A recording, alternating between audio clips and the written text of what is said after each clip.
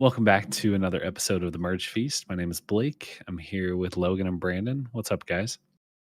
What's going on? How's it going?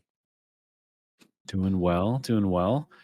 I don't know if you guys are excited as I am, but we have 2 weeks until the season finale of episode 46, unless I'm mistaken. It's what, 2 weeks from just shy of two February. weeks. Yep, February 28th. That's then the grind begins. 2 hour Absolutely. episode for the first week, first 2 weeks technically, Yeah, but first 2 weeks. I'm excited for that. Yeah, I'm really happy that, and I think we've said this before, but that they've decided to come back with the hour and a half long episodes, and the fact that the first two episodes are 2 hours. That tells me this could be a very interesting cast.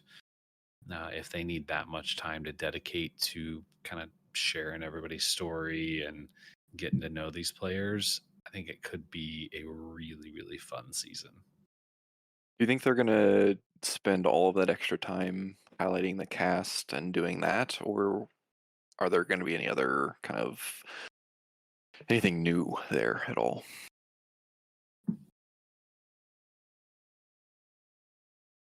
Good question. I know I saw an interview with Jeff Probst, and he talked about how you really needed that much time to fit everybody in, like all their personalities. So I kind of think that it's just going to be more getting to know people, getting to know the cast, but I, I wouldn't be surprised. I feel like last season there was a handful of new twists, and I would not be surprised to see, something different. Hmm. What do you think, Brandon? Have you seen anything?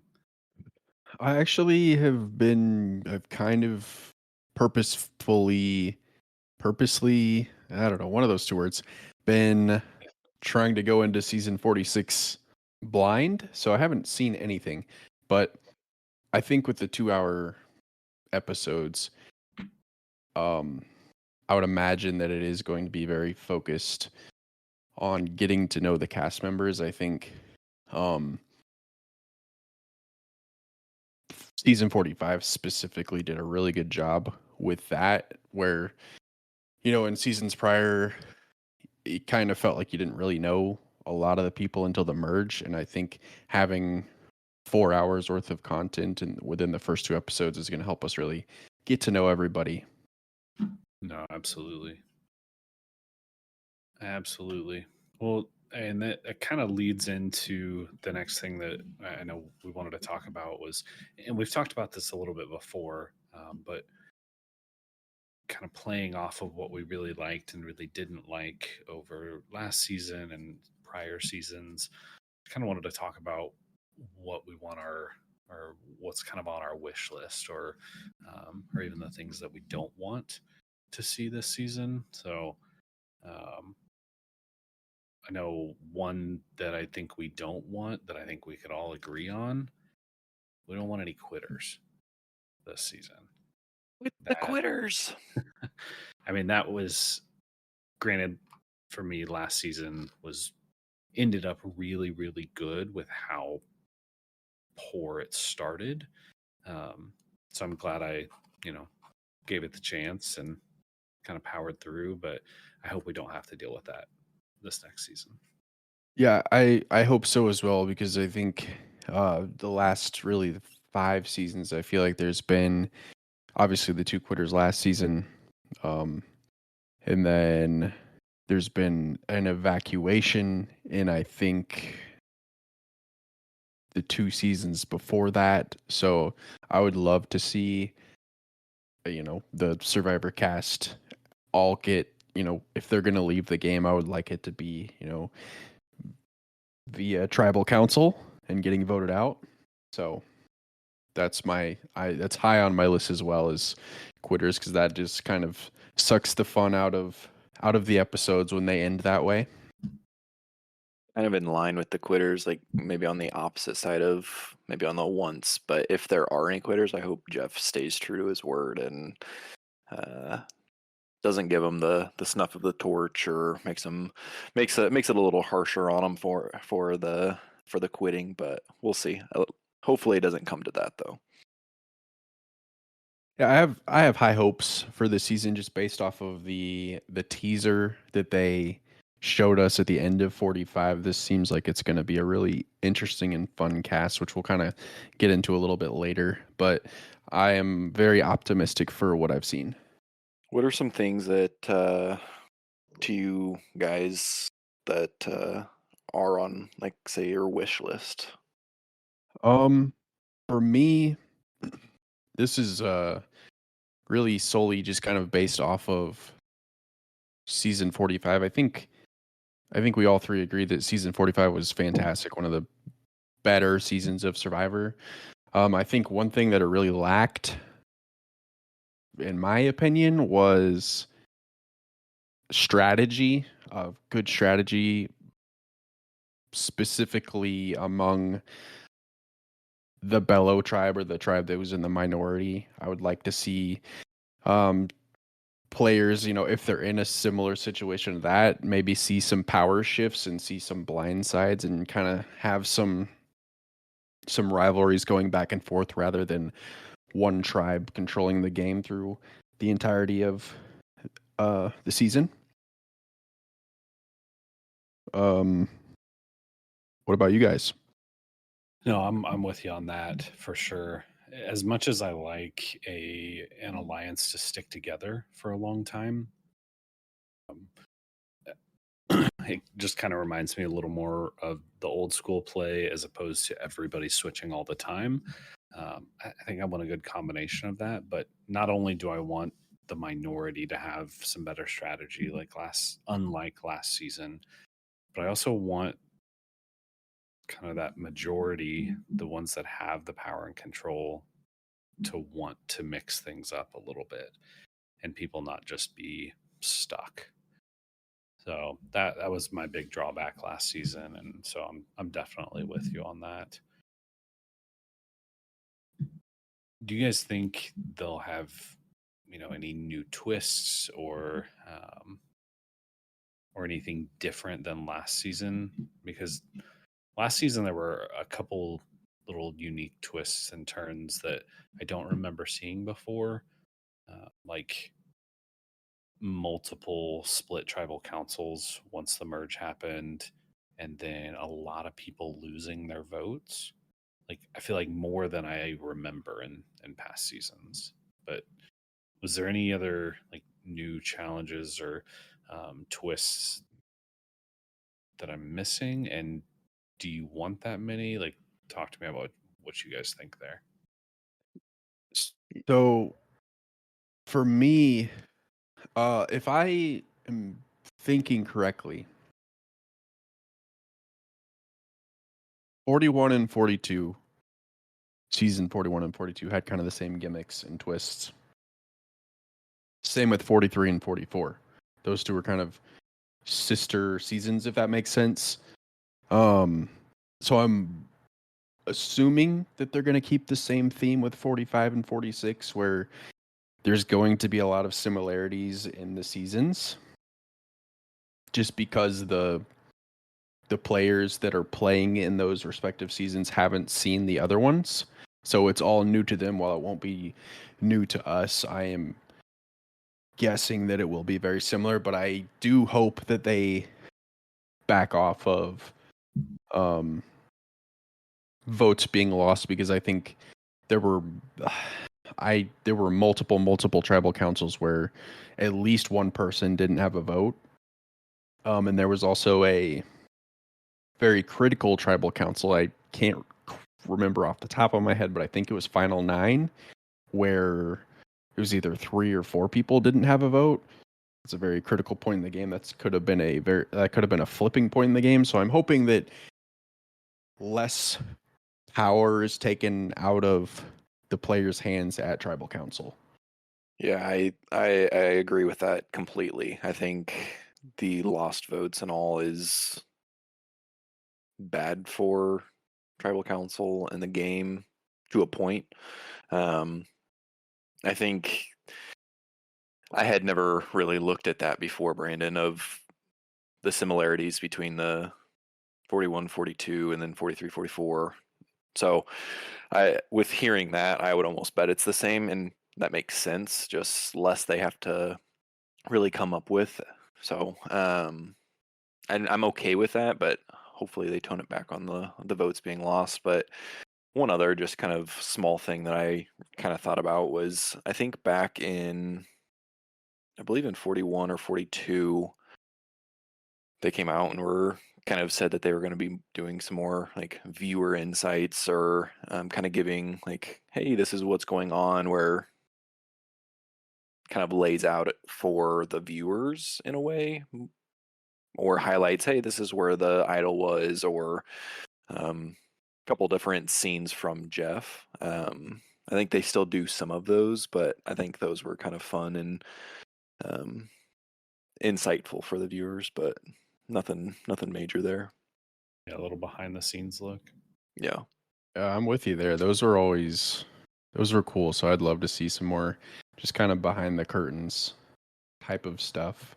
And I know that they're the on fire podcast that they do that comes out after each episode does a pretty good job at kind of doing that as well. But more during the episode, I'm with you, would be fantastic.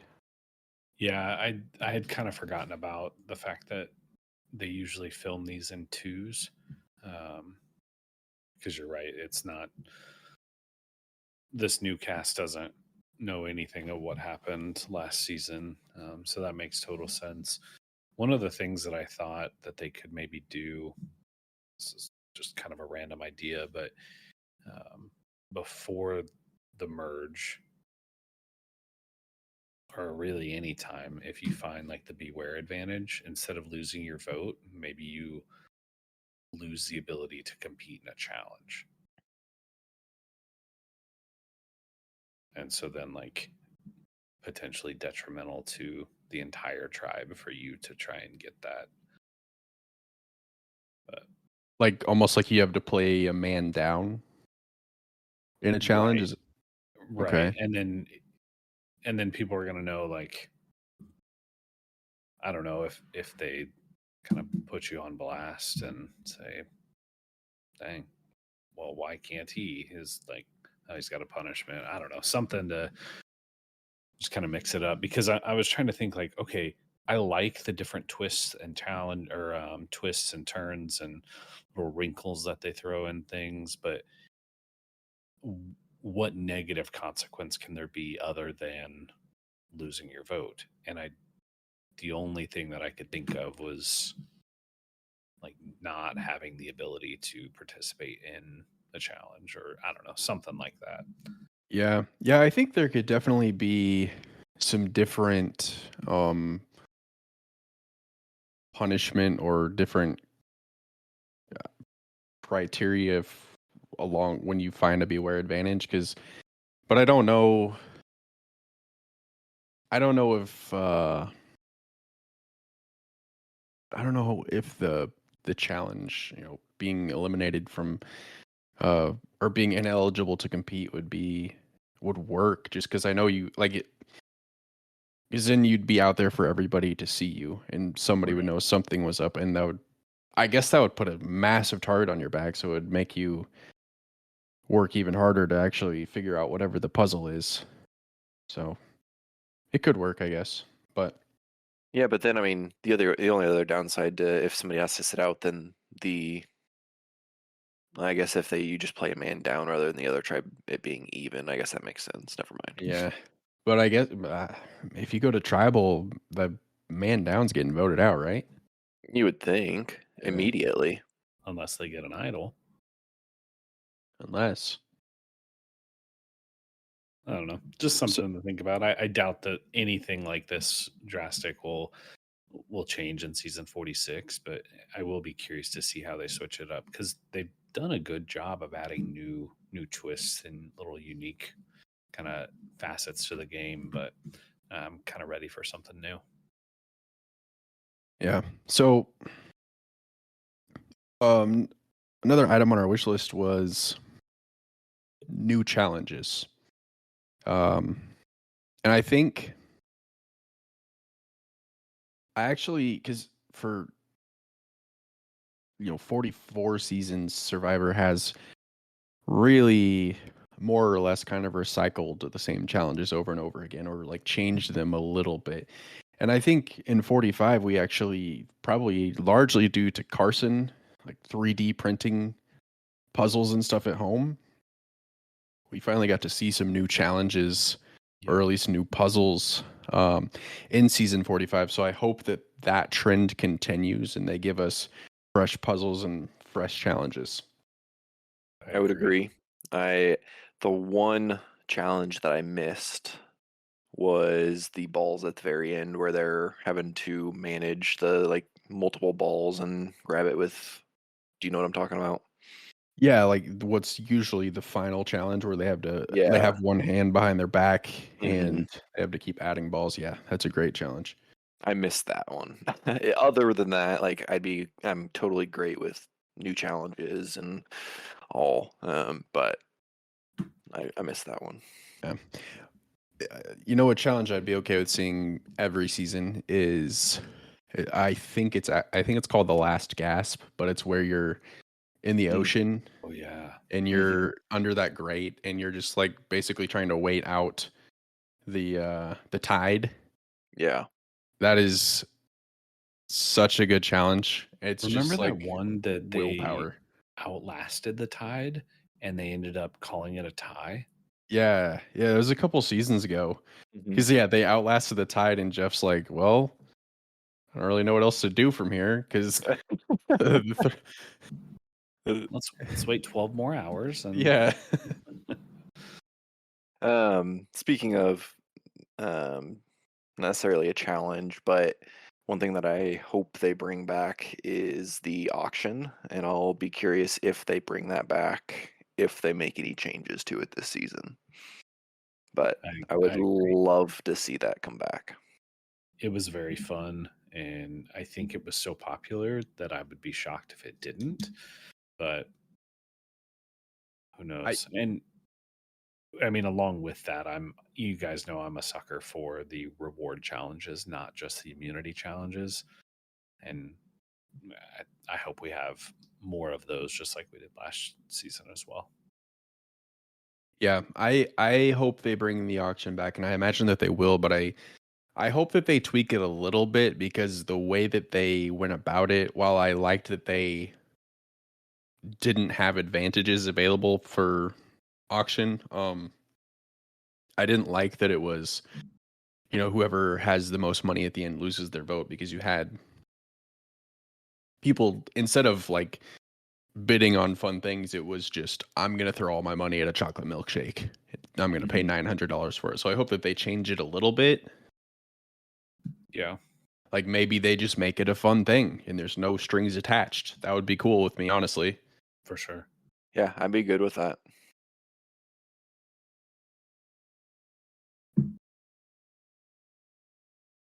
Absolutely. Sorry, go ahead. Do we have anything else on our wish list or things that we don't want to see in this upcoming season? We talked about less split tribal councils for a minute, but I feel like we had, well, I guess it felt like there was more because the tribe lost their vote, one of the tribal councils, but just felt like the first 3 episodes of the merge, we did not have everybody voting, and that seemed a little excessive to me. So I don't love the split tribal councils more than once a season, but I think once a season is more than enough because I mean it really does. And I understand trying to break up the alliances and some of that, but it can really put a twist in things. And I think more than one is honestly excessive. this is where Survivor gets really interesting to me, is if the game is simple enough to where if you never change the rules, you never add or if you only have hidden immunity idols, or if you don't have hidden immunity idols, eventually players are going to get so good that, or you're going to have one or two players that just run away with it. I think those different twists and the split tribal councils can be used to kind of shake the game up. Not to necessarily like punish some people, but just, hey, let's throw some randomness out here, just to keep things interesting. And so I'm always curious if production does that on the fly, or if it's, hey, we're doing this no matter what, or hey, this alliance is running away with everything, nobody's catching them, we want to switch this up just for entertainment. I'm always curious on some of that, and so it'd be So interesting to see how they do that. I have heard Jeff talk about that, and he has said that because it came up last season whenever they did the tribe swap because Lulu was getting just destroyed. Mm-hmm. Jeff said that they have everything planned out from start to finish. They don't call any audibles during the season, which I honestly don't buy, because let's say, because number one, like last season was the first tribe swap in forever, and it just so happened that a tribe had two members left. Yeah. There's no way they didn't have to call an audible because Yeah. they can't predict that. Exactly. So I think that they probably do, whether or not they admit it or not. I think that they do make changes on the fly. Or even if he's embellishing that a little bit, saying, well, okay, we basically have, at these points of the game, we've got these two different options. So we know which one, or we know both options, and we're just, going to go based on, so where it's not like they're just totally making it up on the fly, but I don't know. I don't know that I buy that either. Yeah.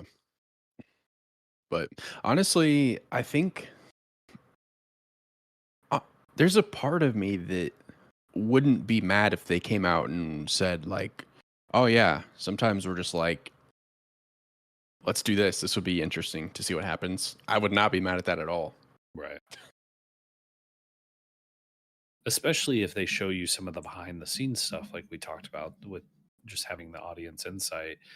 You'd kind of get to see not just the game being played, but kind of the what's the word I'm looking for? Like social experiment kind of going on. Like, okay, or hey, us as an audience get to vote on the challenge or the reward next week, and obviously it's not live, but so it'd be hard to do some of that. But I don't know, mixing it up like that I don't think is a bad thing. They should do a live season of Survivor one of these days, one of these seasons. That would be pretty cool. Yeah, it would, even if it was just 2 weeks and it was on for, I mean, just like Big Brother, where it's on 3 or 4 times a week for 2 or 3 weeks. Give us the live feeds in between. Mm-hmm. Yeah. Just have an episode every time there's gonna be a tribal council, I guess. Yeah. Would be cool. Yeah, that'd be pretty awesome, honestly. I almost wonder if they would do something like that if Big Brother wasn't around, or if Big Brother was on a competing network with as popular as Survivor is, but they don't really seem to, as similar as those two games are, they don't really seem to compete with each other, and that makes sense because they're both on CBS. But yeah. Well, No, I mean, go ahead. I was just going to see if we wanted to kind of talk about some of the new people and um, maybe have like a little mock draft of drafting our own tribes. Yeah, let's get into it. I like it.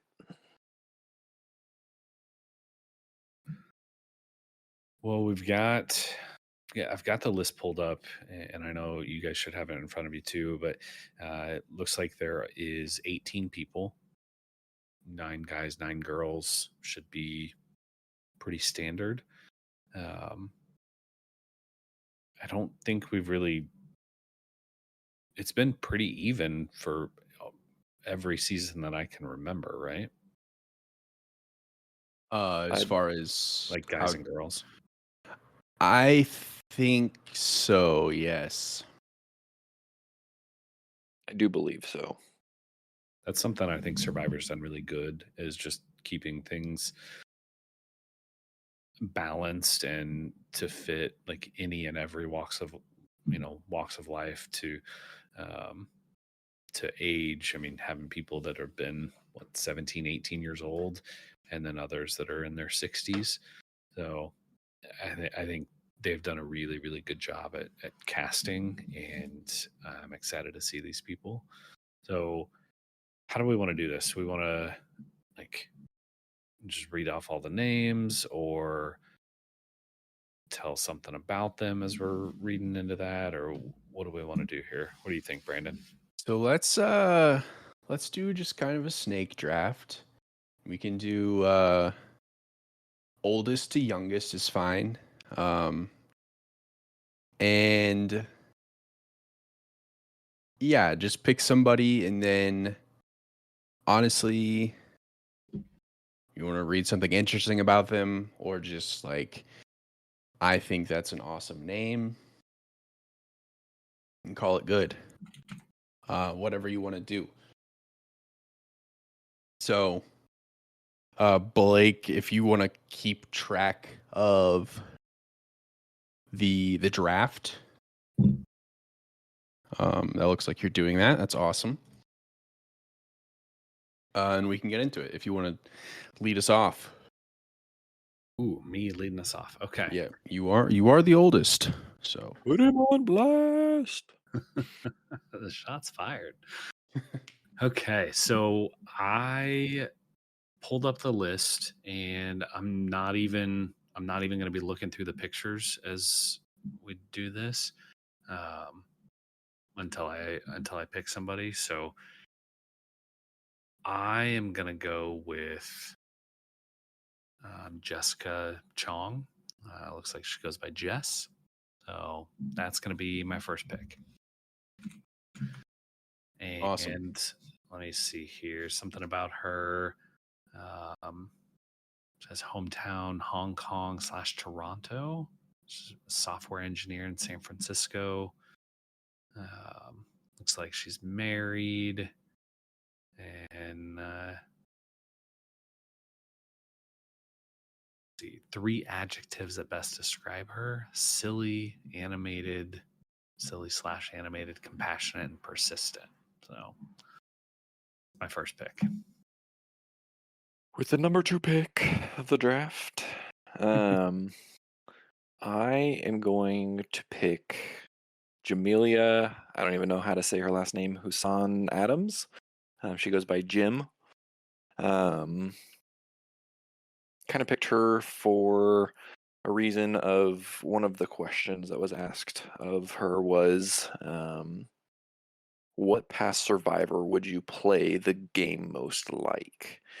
And a couple people on her list thought, okay, this could be interesting if she truly plays like that. The people on that list was Boston Rob, Tony, and then Kelly Wentworth. So could be an interesting character throughout the season if she can get going and last long enough. She is actually from Guyana, South America.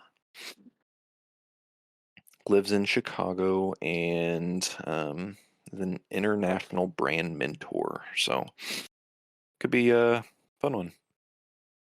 Awesome.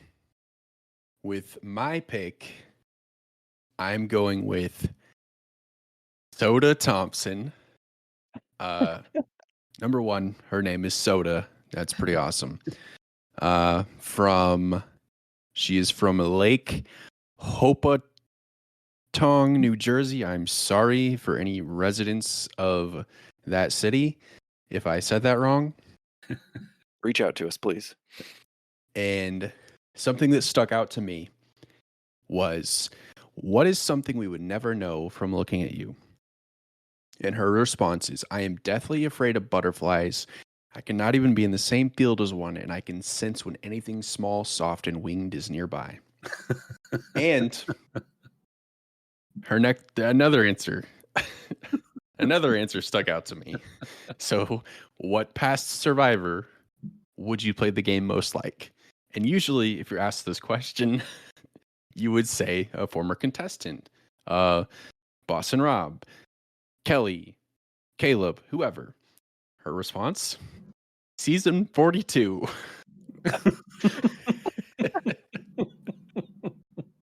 Okay. So, due to her silly fear and her silly answer to that question, I picked her, and I'll move this along. But I also have a really dumb fear. I am afraid of hot air balloons. So I also have dumb fears. So I picked Soda. Back to you, Blake. I hope she does well. Wait. I need to go. It's a snake draft. My bad. I need to go you twice. I set this up. I hope Soda is good, because otherwise that would be so depressing. Kind of flat. So depressing.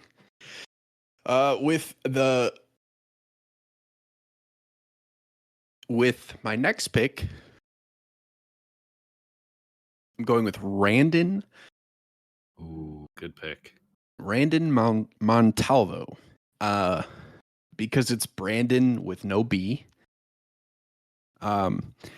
And 3 adjectives that best describe him: analytical, persistent, and passionate. That stuck out to me. I think being an analytical person in Survivor is something that can help you go a long way in this game. So I'm with Randon. Pick.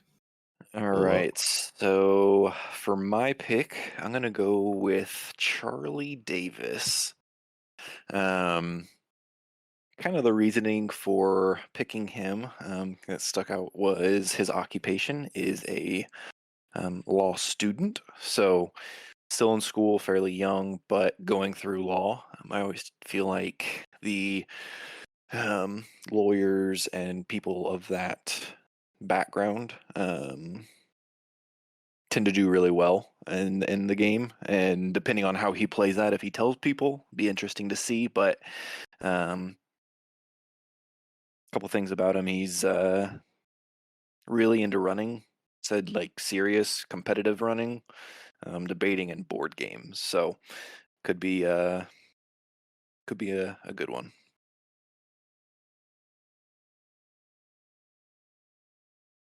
Who you got, Blake? I like it. My pick number 2, I'm gonna go with Liz Wilcox.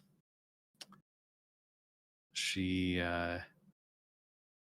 see here. She currently lives in Orlando, Florida. Her favorite hobbies: running, telling jokes, and making money. Oh, those are up there on There you go. my favorite things as well, minus the running. I don't like that. Let's see here. Yeah, I don't know. She just seems kind of fun, down to earth, and I don't know. Curious to see her gameplay. Nice. Awesome. And your next pick. Next pick, I'm between 2. I think I'm gonna go Mr. Tim Spicer. All right, there you go. Timmy Spice. Let's go.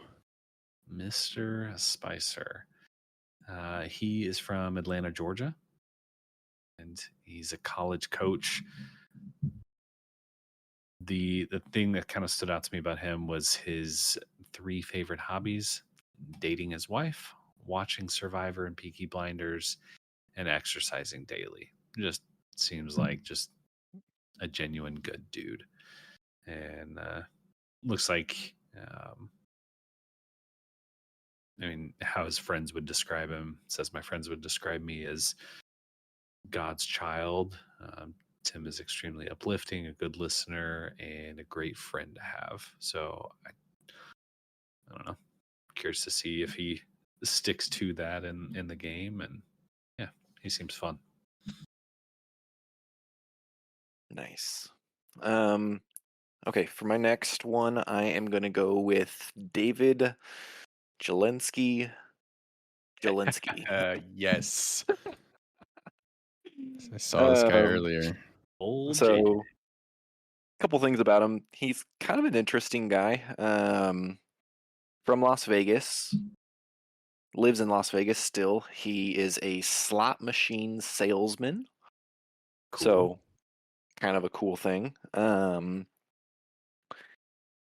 One thing that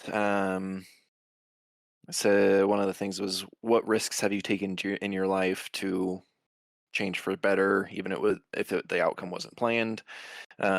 Said dropping out for 1 year after high school was a risk that has paid off so far.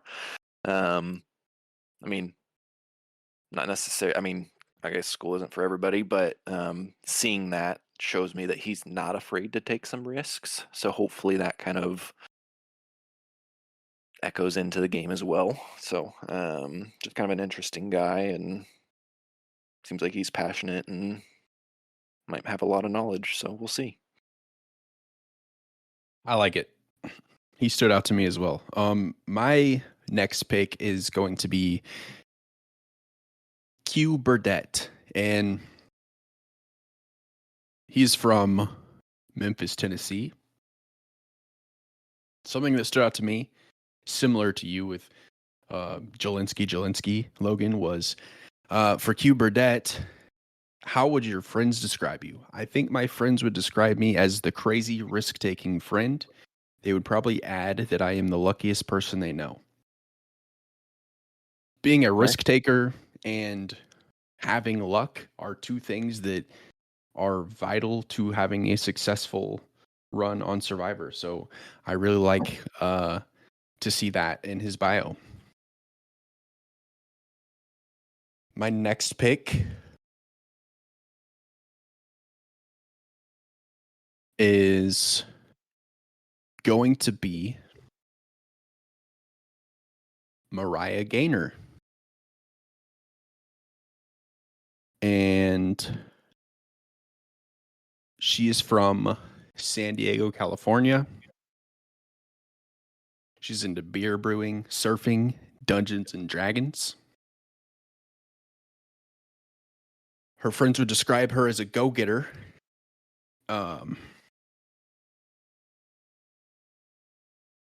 And yeah, I don't know. She stood out to me, so she's on my team. And I'm building a winning team, so I feel good about it. I almost picked her. That was one that I was like, okay, could be a good one. But then I saw one thing that I decided I was going to shy away from.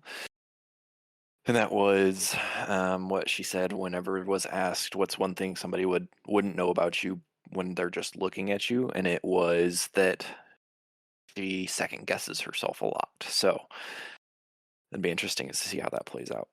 So,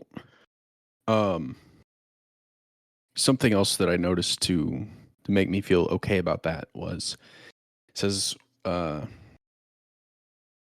where'd it go?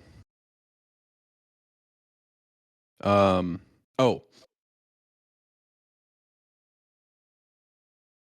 Okay, anyway, I don't even know what I was saying, so you can go, Logan. All right, for my next pick. For my next pick, I am going to go with Venus Vafa. Um, she is from Canada, and couple things.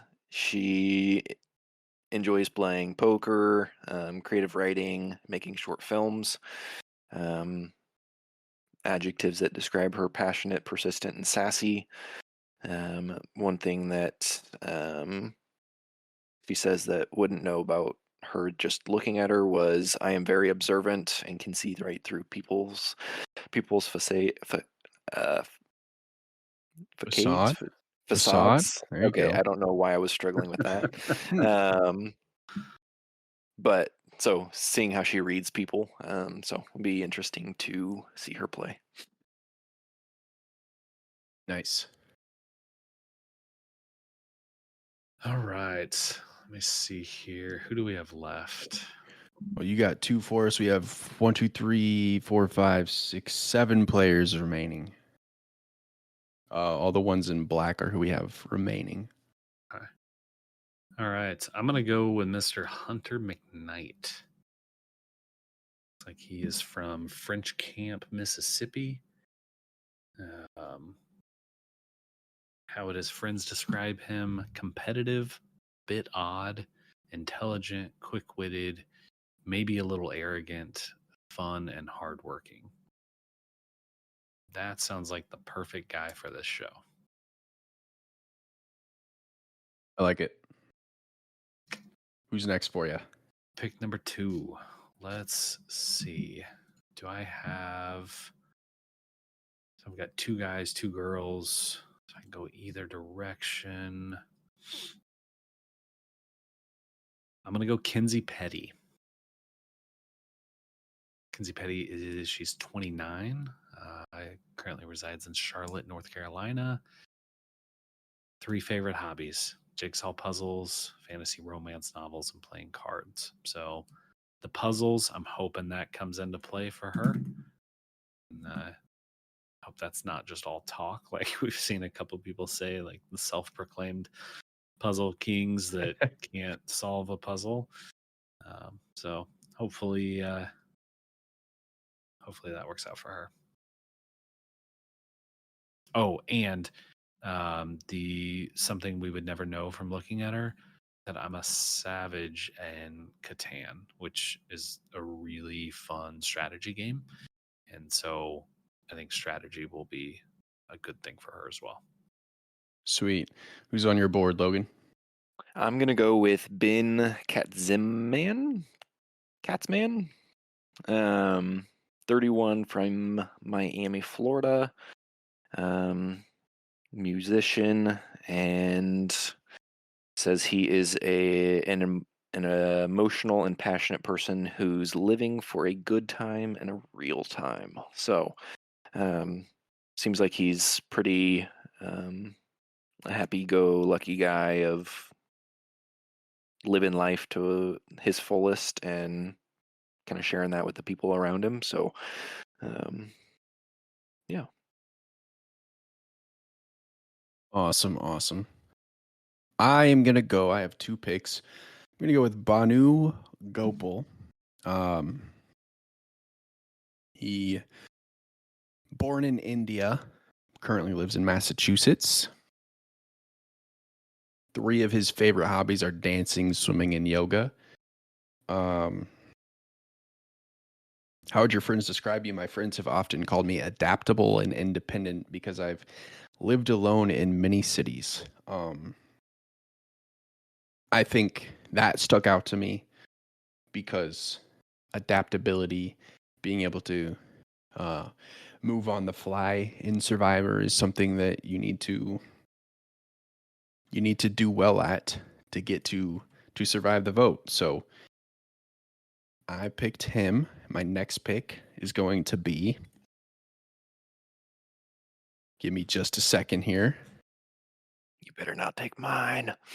Hey, we're at the bottom of the barrel, and that's no shot at anybody because we don't know any of them. But I'm going with Maria Shrime Gonzalez. Does that hurt your feelings, Logan, or was that not your pick? No, that was my pick. So that's okay though. Okay. She enjoys travel. Oh, she's from Dallas, Texas. Go Mavericks. She's a parent coach. That stuck out to me because I don't really know what that means. So good on you for having a made up job. Sorry. Sorry if anybody listens as a parent coach. Uh,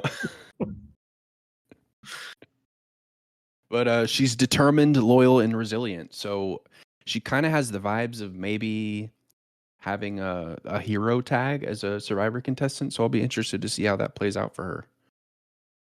Logan, who you got? I am gonna go with Tevin Davis. He is 24, an actor. Hold on. Can you? Why? Are we split? Oh, Three- you got too many dudes. Oh, Wow. Foul on the play. Yeah, I think you have to pick Tiffany. Yeah. okay. I'll take Tiffany. I didn't realize that. That's my bad. Let's see here. He's trying to cheat. Oh, stop it. So Tiffany is 33, artist, painting and photography, few things she does, and then says, does eating out count as a hobby? So we'll see. Kind of seems like she might be a little bit of a risk taker. Maybe she was laid off her job, but instead of getting a different job, got something else. And Well, look what you wouldn't know from looking at her. I love, love, love playing the lottery. I am actually afraid that if there's an opportunity to gamble or take some big chance on Survivor, I'm the player that won't be able to resist. So we shall see what comes up of that. You got a good one. Could be fun. All right. Last but certainly not least, Mr. Irrelevant. You may tell you about him because I was going to anyways. But It's Tevin Davis. And Tevin, Tevin. man, I need you to come through for me because nothing will make this win sweeter than by me landing on you because Logan mismanaged. So good. let's see here. Currently resides in Richmond. He's an actor. Could be interesting. Going to the beach, listening to music, fashion and shopping. Let's see here. What else we have about him? What's something you would never know from looking at him? Says he's a country boy at heart and don't think ever too good to get a little messy. So, and what Survivor would you play the game most like from the past? Mary Ann and Cochran.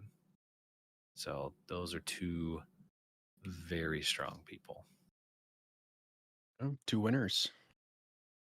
Reading through And- this list, it makes me very, very excited for the cast. From the little that we read about them and all, I think we're in for a good season. I agree with that. I think that you and Blake both picked really good second and third place tribes. I was like, dang, that's a nice compliment insult. Okay.